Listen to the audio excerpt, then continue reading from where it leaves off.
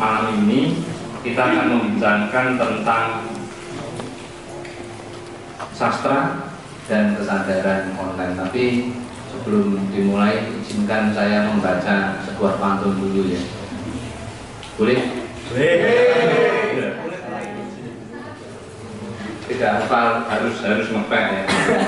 Ke pasar mencari tengiring, ke kantor mencari rezeki, internet makanan sehari-hari, sampai lupa tidak sempat mandi. Orang muda yang di samping saya ini, saya perkenalkan satu dulu. Ini bernama Mas Priyo Wiharto SPD. Lahir di Kudus 1 November 1986.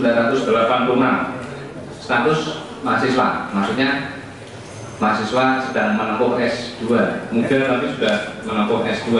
Jabatan Tim Rep Buletin Urbanologi.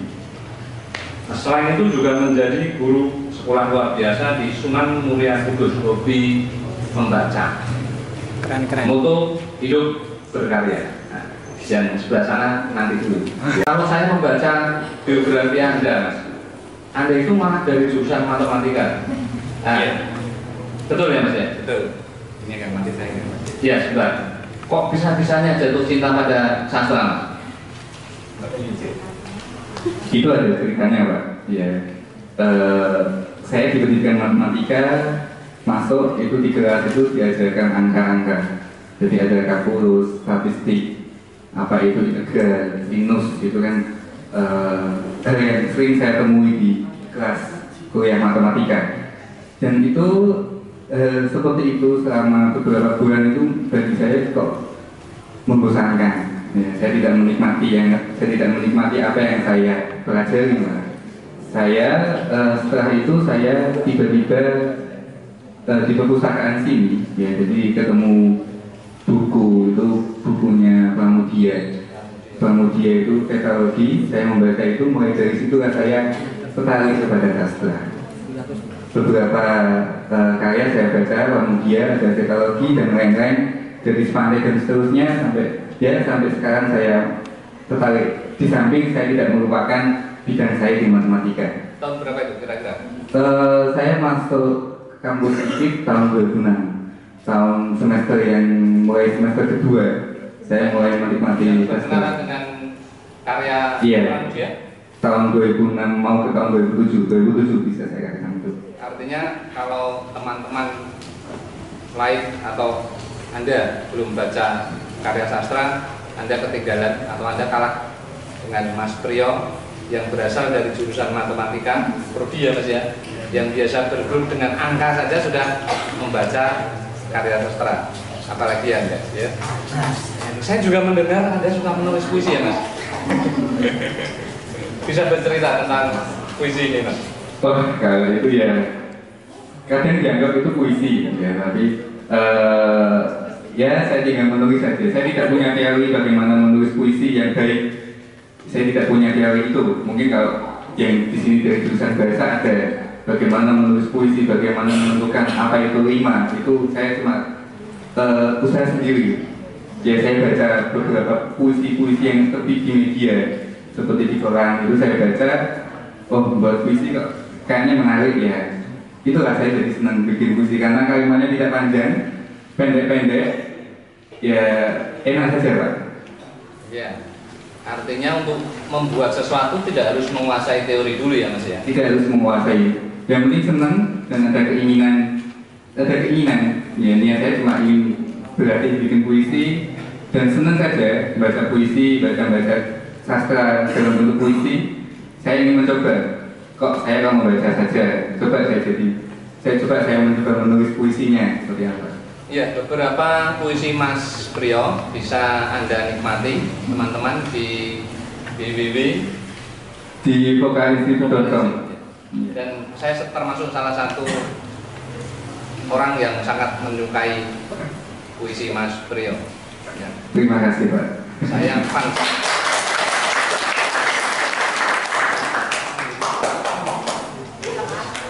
Mas Priyo, kalau kita ngomong-ngomong tentang kesadaran online ya, Itu kan artinya kita ngomong tentang dunia internet. Bagaimana pandangan Anda tentang dunia internet ini? Dunia internet ya untuk masa-masa sekarang itu mungkin 5 tahun kebelakang itu sudah sangat mudah. Beda ketika saya waktu masih duduk di SMP ataupun SMA, masih jauh dari internet. Sekarang itu anak-anak SMP maupun SD saja sudah bisa bermain Facebook. Anak-anak SD setelah dasar bangun tidur sudah bisa menuliskan status di Facebook seperti apa, itu anak SD ya. Anak SMP apalagi, SMA apalagi teman-teman yang di sini sudah kuliah. Bagaimanakah kalau tidak buka Facebook 1 hari saja? Bagaimana rasanya? Seperti tidak makan. Kebutuhan internet itu sudah sangat dibutuhkan. Itu bukan kebutuhan yang istimewa, tapi sudah kebutuhan pokok hari ini. Kalau kita tidak punya internet, kita akan ketinggalan apapun itu. Kita akan ketinggalan informasi dan sebagainya. Karena dunia sekarang itu internet sangat dibutuhkan. Dari tugas kuliah, hampir semua mungkin teman-teman di sini kalau ada tugas kuliah pasti yang dicari bukan buku, tapi yang pertama pasti internet, datang ke warnet, pasti itu. Karena referensi di internet banyak dan sangat luas, dan saya yakin dunia internet itu kebutuhan pokok, kebutuhan primer untuk manusia saat ini. Itu pandangan saya, Pak. Saya mendengar Anda bersama teman-teman mendirikan FIS. Sama-sama aktif di lembaga pers mahasiswa KPM Vokalitis, karena di situ kita diajarkan menulis setelah lulus. Nah ternyata kok komunikasi kita masih berhubungan hal seperti itu. Jadi beberapa alumni vokal karena masih hobinya sama, menulis membaca. Nah bagaimana kalau kita bikin semacam ya komunitas sederhana yang mewadahi hobi kita. Pertama hobi kita yang mewadahi hobi kita. Jadi kita buatlah apa itu Vokal Institute. Ya itu Vokal Institute. Saya, Mas Muhaji, cuma beberapa orang kita buat dan terbentuklah Vokal Institute. Beberapa orang itu berada dalam satu lokasi yang sama. Berada lokasi yang berbeda-beda. Setelah lulus, semua kembali ke daerahnya masing-masing. Seperti saya aslinya Kudus, saya harus kembali ke Kudus. Saya ngajar di SLB. Mas Muhaji tadi itu yang sambutan itu masih di sini. Bisa menceritakan posisi masing-masing yang ikut mendukung Vokal Institute, lokasinya di mana saja. Artinya agar teman-teman ini bisa mendapat gambaran bahwa dalam situasi yang sekarang itu orang mengerjakan sesuatu tidak harus berada di dalam lokasi yang sama. Iya, kita ada yang dari Demak, saya sendiri Kudus, ada yang dari Semarang juga ada yang dari Solo, ya, ada yang juga yang dari Brebes, terus ada juga yang dari Blora. Jadi sekitar Semarang itu, yaitu Blora, Kudus, Pati, Demak, Solo, dan Brebes itu. Nah itu teman-teman kita dari situ, Pak. Dengan lokasi yang berbeda. Ada juga yang dari sekarang, ada yang ada di Jakarta sama ada di Bogor. Dengan lokasi yang berbeda tetap bisa membuat satu hal ya. Alhamdulillah kita masih bisa membuat ya semacam wadah komunitas ini. Itu karena teknologi yang mendukung ya. Karena teknologi yang mendukung. Saya juga melihat tadi tempat saya buka-buka. Ini bagian dari FIS itu ya. Bagian dari produk. Bagian dari produk FIS. Produk FIS. Menerbitkan jurnal atau e-paper bernama Urbanologi. Iya. Bisa bercerita kira-kira isinya tentang apa? Vokalinstitute.com. Kita ada di web, kita punya Facebook, kita punya Twitter, kita ada. Di vokalinstitute.com tidak hanya menghasilkan bulletin. Kita mengadakan acara diskusi tentang sastra. Sebelum ini kita sudah beberapa kali mengadakan diskusi tentang sastra, dan salah satunya produk atau karya yang kita hasilkan adalah e-paper ini dalam bentuk urbanologi. Jadi teman-teman kita di komunitas itu, ayolah kita buat karya. Kita pernah bikin majalah di vokal, kita pernah bikin majalah di kampus. Kenapa kita tidak buat ya majalah seperti majalah ketika kita masih jadi mahasiswa? Jadi kita buat, kenapa kita tidak buat e-paper saja? Itu lebih mudah, itu lebih gampang didapatkan. gampang didapatkan dan yakin itu mudah dipublikasikan. Jadi kita buat urbanologi. Jadi kita sudah mulai bikin 2 edisi urbanologi. Edisi yang pertama itu kita bikin temanya Ras Muhammad, musik reggae. Ini edisi yang kedua, ini tentang urbanologi, tentang kopi. Jadi ya inilah, jadi kita bisa berkarya.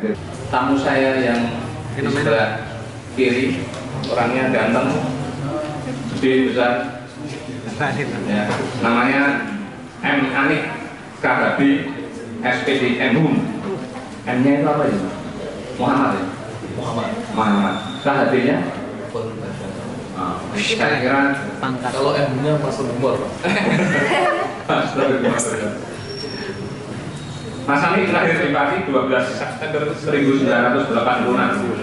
Status pengamat media online, esais dan pegiat linguistik. Jabatan Pimret Buletin Urbanologi. Juga dosen IKIP PGRI Semarang. Yang Pimret bukan ya? Oh, ini datanya berarti yang agak keliru yang dikirimkan ke saya ya. Sudah menempuh S2 dan berencana mengambil S3. Hobi membaca, moto ngalap berkah. Mas Ari sebagai pengamat media, fenomena perubahan apa itu dari kertas ke bentuk P, bagaimana menurut Anda? Saya ingin mengatakan begini Pak, perubahan kertas menjadi elektronik itu ibarat iblis. Internet itu iblis menurut saya. Kenapa iblis? Iblis itu merupakan makhluk ciptaan Tuhan yang sengaja diciptakan jane kanggo malaikat, tetapi sengaja diciptakan Tuhan untuk malaikat yang hitam. Nah, internet itu berat iblis menurut saya. Karena apa? Ketika orang disuguhi internet, maka dengan tidak langsung dia akan berpikir, aku ini nganggo internet terus aku mau buku. Jadi beralih ke internet terus apakah buku. Itu satu sisi seperti iblis Pak. Jadi sengaja memang tercipta internet itu untuk melawan buku. Itu satu sisi menurut saya. Tapi menurut sisi lain ya mau apa lagi, memang kondisi teknologi sekarang memang banyak didominasi oleh internet. Apapun buku juga sudah masuk di internet. Kalau depan arah budaya kita kemana? Dalam kaitannya dengan sastra. Saya tetap berpihak kepada internetnya, karena teknologi itu memang manusia itu apa ya?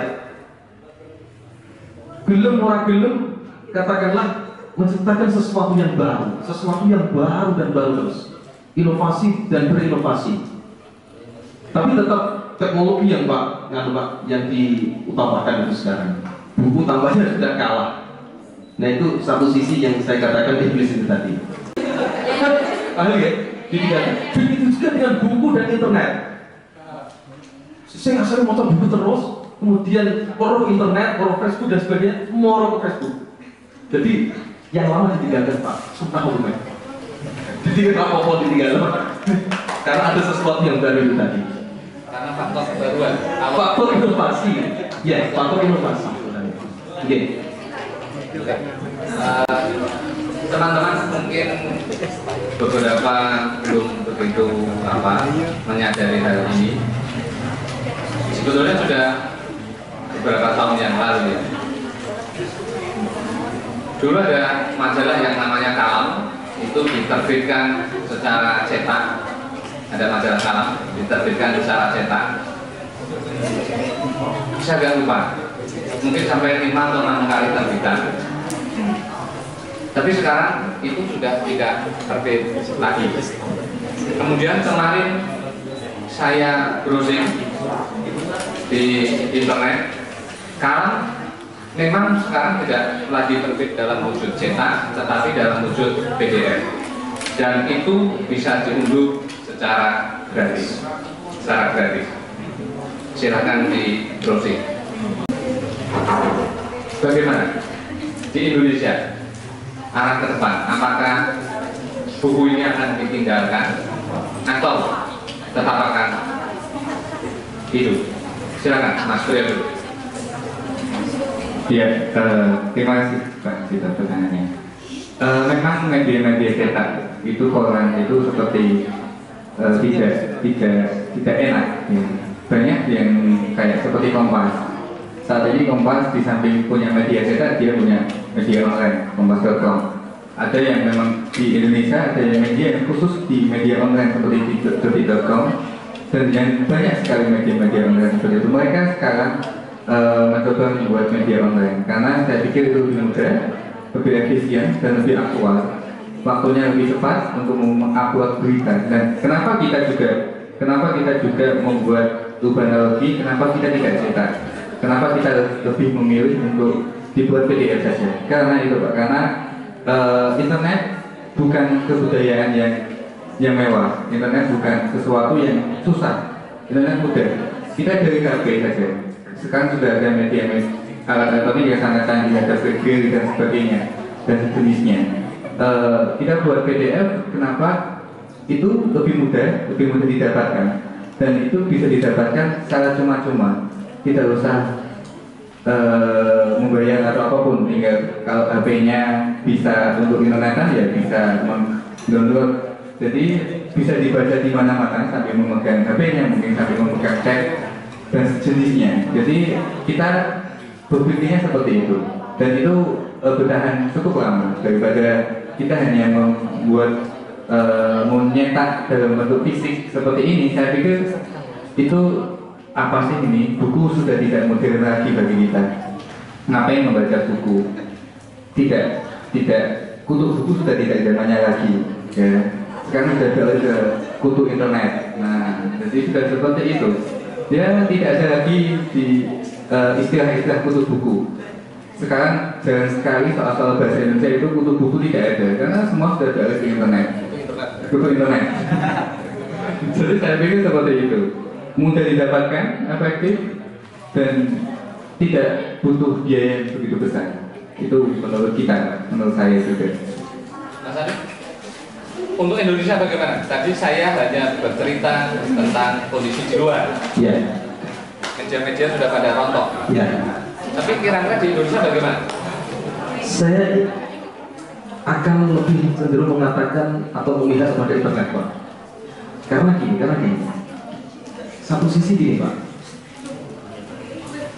di luar saja sekarang itu memang mengakses buku elektronik, katakan e-book juga banyak kita lakukan.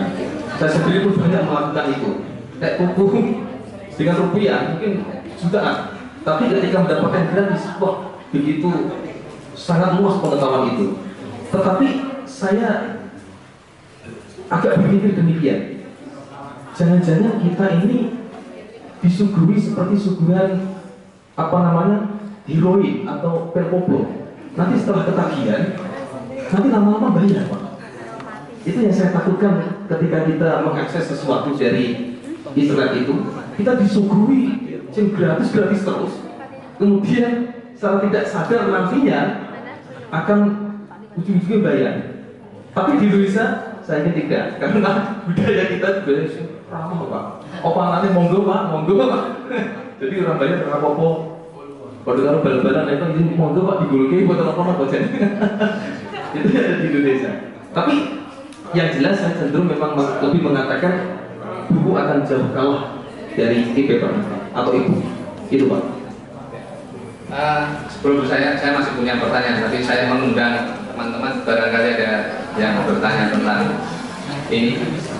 Ada yang ingin bertanya? Ada yang ingin mengajukan pertanyaan kepada kedua pemimpin?